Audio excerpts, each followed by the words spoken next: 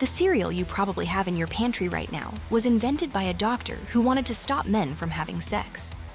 That is not a joke, and it is not even close to the weirdest thing on this list. From your morning soda to the ketchup on your burger, some of the most ordinary foods in your kitchen started life as medicine, mood-altering drugs, or outright medical fraud. Here are 7 foods your grocery store label will never explain. Number 1. Graham crackers. In 1829, a Presbyterian minister named Sylvester Graham believed that spicy food and anything that tasted good was morally dangerous because it aroused passion. His solution was a bland, flavorless cracker made from plain whole wheat flour. The explicit purpose was to reduce what he called self-abuse. Graham toured America warning that lustful thoughts led to disease and that his crackers would quiet those urges. He attracted thousands of followers and also a wave of furious butchers and bakers who once had him escorted out of Boston by police. The crackers outlived the controversy. Number 2. Cornflakes. Dr. John Harvey Kellogg ran a sanitarium in Michigan in the 1880s and was a devoted follower of Graham. He believed bland food suppressed what he called the solitary vice. In 1894, he discovered that stale dough could be rolled into thin, crispy flakes, switched to corn, and cornflakes were born as a regulated medical diet for his patients. He was furious when his brother later added sugar to sell them commercially. Today, they are in hundreds of millions of kitchens with no trace of their original prescription. Number 3. Coca-Cola. When John Pemberton invented Coca-Cola in 1886, he was not making a beverage. He was making a cure.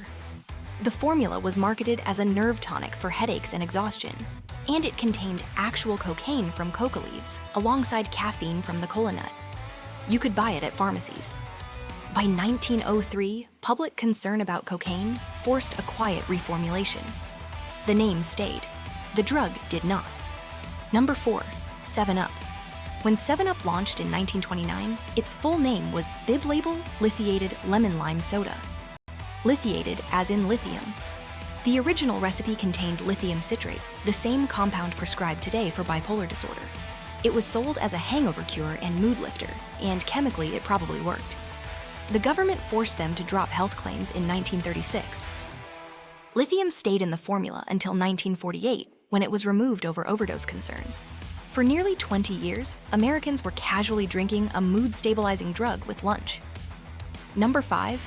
Ketchup. In 1834, Ohio physician John Cook Bennett declared that the tomato was medicine and sold a thick tomato sauce as a cure for indigestion, jaundice, and diarrhea. The idea spread fast. Soon competitors were selling tomato pills nationwide, most containing no tomatoes at all, just strong laxatives sold at premium prices. The scheme collapsed by the 1850s, but people had acquired a taste for the original sauce, and it never left American tables. Number 6. Fig Newtons. When Fig Newtons appeared in 1891, they were not sold as a cookie, but as a digestive aid. Victorian doctors promoted daily fruit and biscuits for regularity, and the manufacturer leaned in. The medical angle faded. The cookie stayed, and for what it is worth, they are still genuinely high in fiber. Number 7. Gatorade.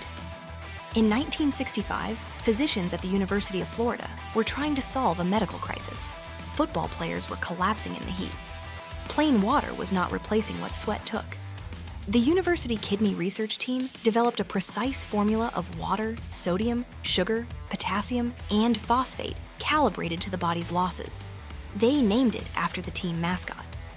It was a medical formula before it was ever a sports drink.